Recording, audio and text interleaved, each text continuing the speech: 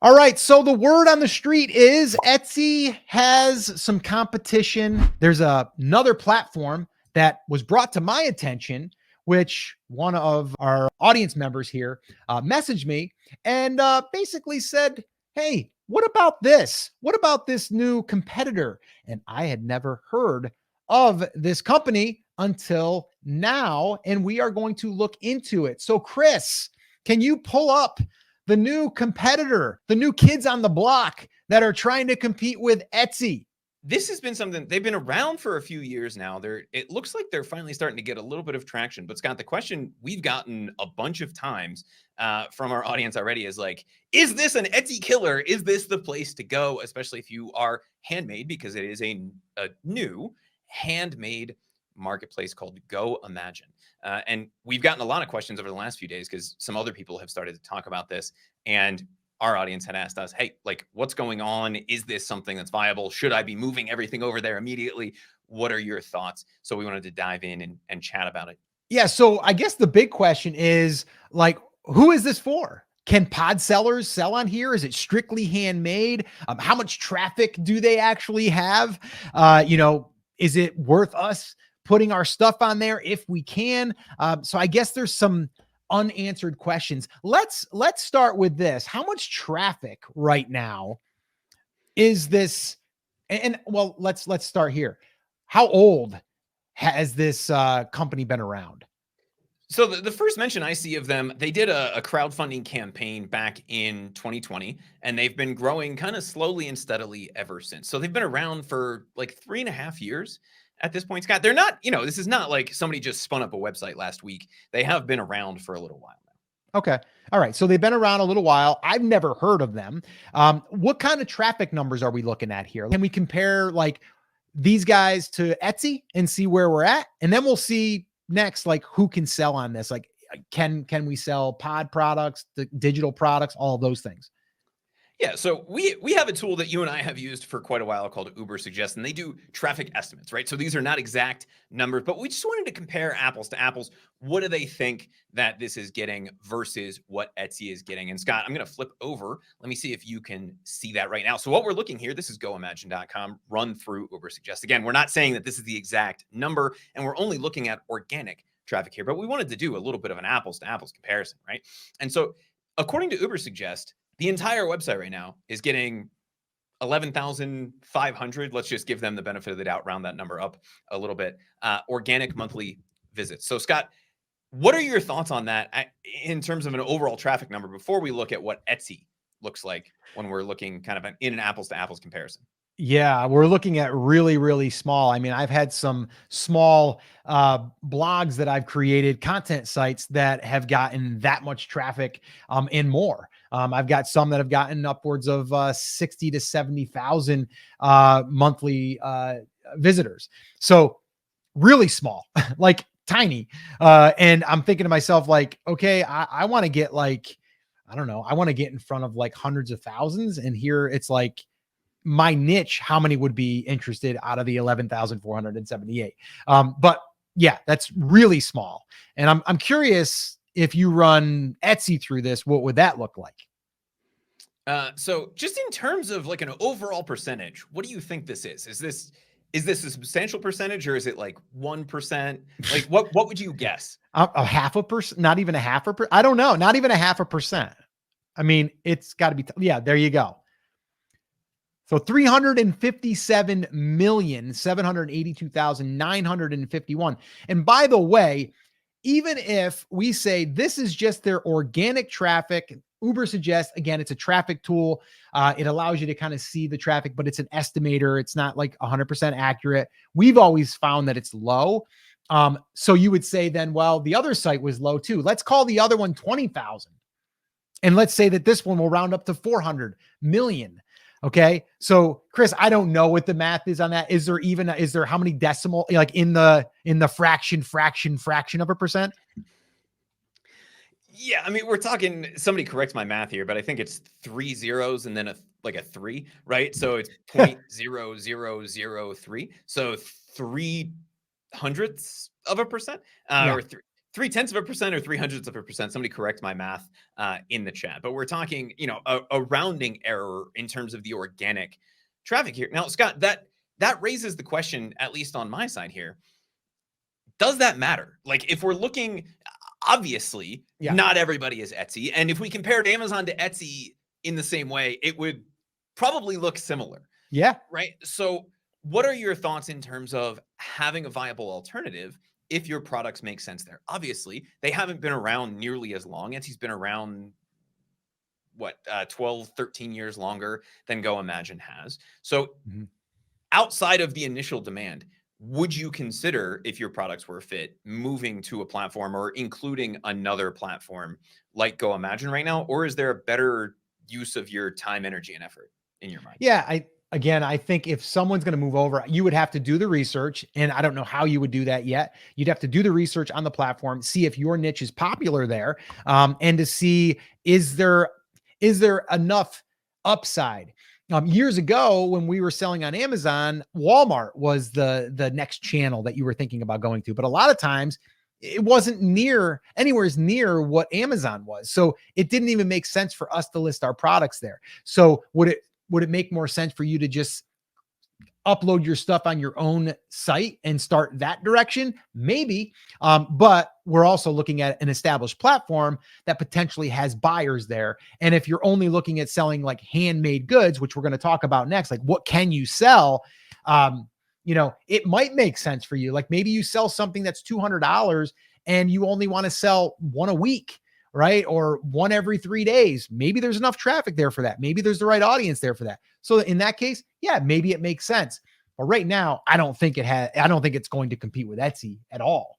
If it is, it's like a fraction of a percent, because Etsy is allowing more types of products now, which who knows, maybe this company will in the future as well. We don't know. But let me ask you this. And I know you did digging through some of the paperwork. What can we sell on there? Like, what are we able to sell?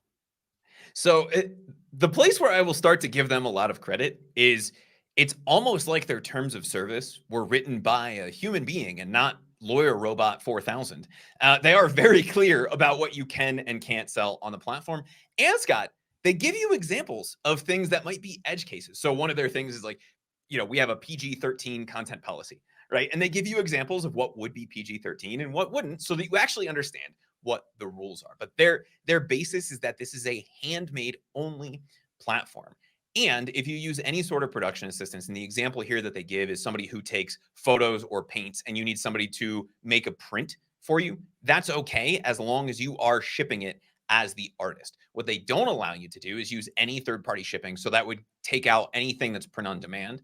They also have some very interesting and very clear, quite honestly, rules around artificial intelligence. It appears that their rules allow you to use it as part of a design, but that they don't want you selling anything that was directly generated by AI. So they don't have, even if you have printing capability in your house, they don't want you going to Midjourney, creating a piece of wall art, and then printing that at your house. That's a no-no on the platform, but they do appear to allow you to use some, pieces of AI if you're creating a more overall design. But overall, what they're looking for is to take that section of handmade. So not only are they up against Etsy, but they're also up against Amazon and eBay and some of those other kinds of websites as well. It's a very interesting approach, right? It's what Etsy was back when they first started, just for local and handmade artists. Now, based on the initial digging here, there is a lot of opportunity. And one of the things that their founders keep saying is it's really easy to rank because there's not that many sellers on there right now, right? Mm-hmm. Like, let's take that with a grain of salt, but that is cool. If we can get in early and this is going to turn into something, then we have the chance to be at the ground floor. The question is, what is the return on investment for our time right now? And is this the best place to invest it, as opposed to doubling down on what we're doing on Etsy or creating our own website, right? Yeah, very similar. They got the heart that you can heart something. They have the free shipping button, a little bit of a different green, obviously. Then they have a creator there. That's interesting. So they're kind of featuring. I wonder if they have ads on here. They're running ads. That is something I have not seen yet. Can you click into one of the listings and kind of just take a look at it? Yeah, let me pull up one of the categories just to see if they have something that pops out specifically as an ad. Okay, but so they it have some doesn't look like filters at this to point search. Okay, that they're doing that. Yeah. Yeah. Yeah. So let's just jump in and look at this peppermint moisturizing soap bar, right? Now, to me, Scott, this looks very similar to a Shopify site, Yeah, right? it Like does. it almost has that exact same It does. layout that you would Yep. expect to see Yep. on a Shopify site, right? Yep. Very, very much. So there's some reviews right there, I think, right? No, that's a flash sale. Meet the Maker, bar site. So all of your product description, all of that stuff. You can add to cart, you can heart it, you can share it. Um, okay.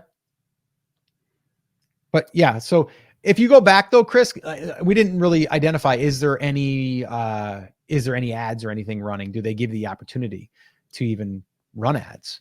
It doesn't look like they Yeah, there do. there does not appear to be. No. So that's another thing, right? So then it is going to be strictly all organic, which again is fine. But then if they have a ranking system in there, it's going to probably be based off of sales, and conversions, just like everything else. And if that's the case, then you have to almost in a sense get your sales yourself, and do the best that you can. It's not just going to be like, oh, I'm going to use SEO. You're going to have to figure out a way. So you have to build an email list, drive your traffic over there, kind of get an influx of sales and those types of things. So yeah, I don't look at this as a competitor at all, to be honest. I mean, okay, I say at all. It is at a very, very small level. I don't believe that people listening or watching this right now are probably going to be thinking to themselves, like, this is going to be an opportunity for me. Because a lot of people, and correct me if I'm wrong, guys, let me know in the comments too. Are you selling primarily pod, print on demand? Is it digital, or is it completely handmade? I'm just curious. I'm just trying to see where we're at with the audience. But yeah, so Chris, is this something that Etsy sellers should be considering? I mean, I guess it does come down to, though, like, does your product align with this platform? And I don't know. I mean, I'd like to know if anybody's had success on this platform. Yeah, I think the other thing right now, it is currently limited to US sellers, right? And they have been in the seller acquisition phase, because when you're building a new platform, you have two problems you have to solve, right? You have to solve getting the traffic and the buyer side. But to get the traffic, you have to have stuff to sell them, so you have to get the seller side, right? And so what they've been really focused on since they launched is getting some sellers onto the platform. They've now done that.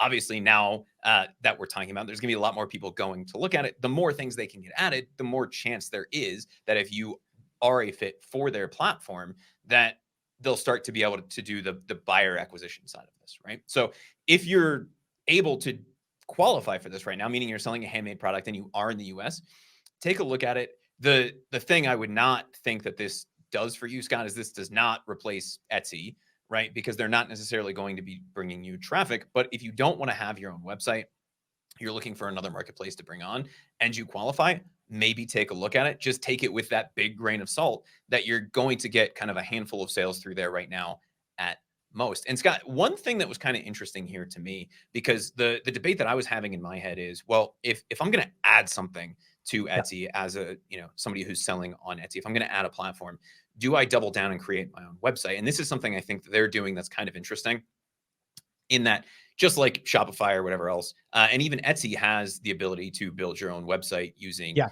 the Etsy platform, right? Go Imagine has a very similar program that is priced, I believe, around $10 a month, as opposed to the between $19 and $40, depending on where you Mhm. are and what plan you pick on something like Shopify. Yeah. What are your thoughts on giving the platform a go, because they're also giving you that ability? So you would have the website, you can start to learn some of those kinds of things, and then you're just listed on the site as a result of that. Yeah. Is So, that the safer way to approach this right now, yeah, or I the mean, smarter way to approach this? yeah, I mean, I think as far as like building your own website, it probably takes the learning curve down a little bit, but then you're still building something that's on another platform. Now, can you still drive your traffic there? That, because you're gonna have to drive traffic to a Shopify store anyway, right? Or does it make more sense to just start the Shopify thing And then if you're going to drive your own traffic anyway, why wouldn't you just do that? Because I think that has a longer shelf life unless this platform blew up. Fatty Pancake had made a really good comment here and said, think about it this way. People sign up for Etsy in its infancy and look at it now. Better to get into something early. And if it blows up in 5 to 10 years, you're in a good position on the platform. I agree with that. But again, first thing is, can you sell on there today with your products? If you can, yeah, maybe you list a handful and see what kind of traffic you're getting. What kind of stats do you get? What kind of reporting? What kind of opportunities do you get to promote? Can you run, special sales? Do they have countdowns? Like, do they have certain things built in? Do they have internal email triggers like Etsy gives you? Like, what do they have available to help you promote your products on their platform? I don't want anybody to take this the wrong way and think that we're just sitting here bashing on Go Imagine and that we don't want them to succeed. No, not at right? all. I do. The place that we are looking at this from is as a business owner, and where you and I think, would invest our time, energy, and effort right now. Now, is this something that is on our radar? Absolutely. We're standing here talking about it. And if we start to see that their traffic numbers are increasing, we start to see that there's more sales coming through that platform. Yeah. Does it become an appealing alternative if we meet the requirements of the platform? Potentially, right? But we have to weigh that, just like we have to weigh adding more products, or we have to weigh adding in the email list, right? Where are we in our journey and what makes the most sense? If you have somebody that can deal with that for you, and it's worth the $5 to $10 a month just to be on there right now, to say you were one of the first 400 sellers or whatever it is on Go Imagine, then go for it. But if you're looking at this to say, hey, Etsy's given me the runaround, I want to make sure that I have a solid business foundation. What's the next move? For me right now, that's not to go to another marketplace. That's not to go to somewhere like Go Imagine. That would be to build your own site, because that is a piece of ground that you own and control, just like the email list, Scott. And that's why we talk about, that's kind of part of the phase one when we're in the Etsy platform and we're building our business, right? We want to have that email list in case something goes crazy. I would always want to have that backup of my own website. So if we're looking at order of operations, it would be get started somewhere where there's demand, like Etsy, and then build our own piece of real estate. Once we have that, we've mastered driving traffic. That's when it's time for us to start looking at other marketplaces, at least in my mind.